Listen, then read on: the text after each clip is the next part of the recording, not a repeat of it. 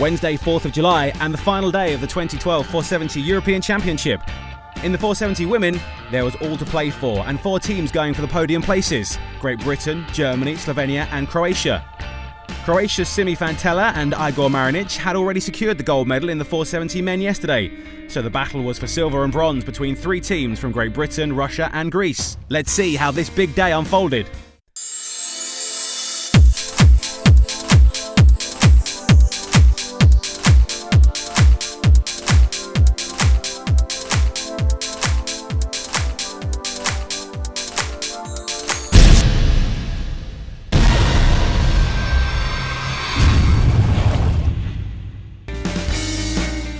The top 3, of course, in both the men's and the women's teams, have more to lose.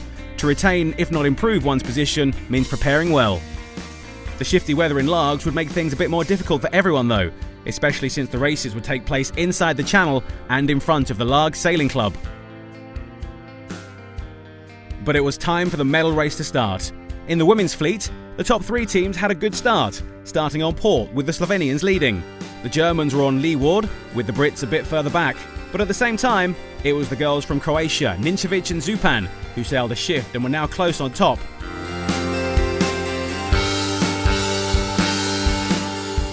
The end of the first upwind found the Slovenians ahead of the Brits and thus holding the title, with the Germans following. But this race had a way to go yet. During the loop, things remained the same, but it was at that moment that the wind abated, when Vegilin and Ainsworth would start reducing the distance from the Slovenians, who now needed a boat between them and the British in order to claim the title.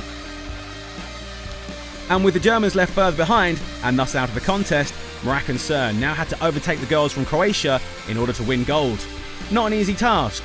In the end, Ninčević and Zupan managed to stay in second place, so the Slovenians had to settle for third place, and with the Brits finishing fourth, this meant one thing when it came to the overall rankings: the British were European champions.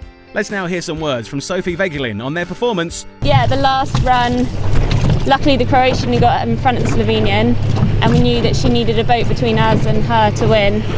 But the wind was still tracking round to the right, which meant that everyone was soaking lower and lower, and we just had to sort of hold our nerve a little bit and soak down inside as far as we could. In the men's fleet, things would be more complicated. During the start, Saxton and Mason did a terrible mistake and made a foul to the Greek team. The Croatians, even though they were already the European champions, sailed to win the medal race. Sailing a small shift at the right side gave them the lead, with the Brits imitating them. So, the Brits were now first, leading the race and securing the silver medal, with the Russians further behind. However, at the end of the downwind, the wind vanished and the race was abandoned. Disappointment for the Croatians, who were first at that point.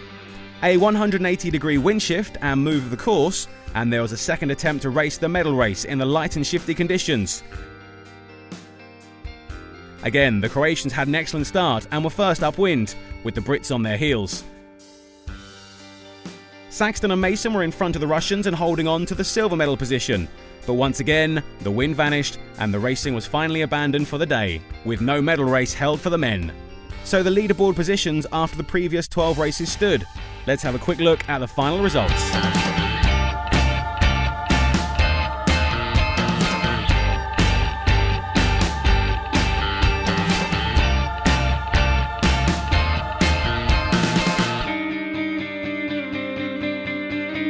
Now it was time for the medal ceremony. The Brits were for sure quite excited with their results. As for the boys, the Croatians dominated, with the Brits and the Russians performing impressively. That's it from the 2012 470 European Championship in Largs. Thanks for watching.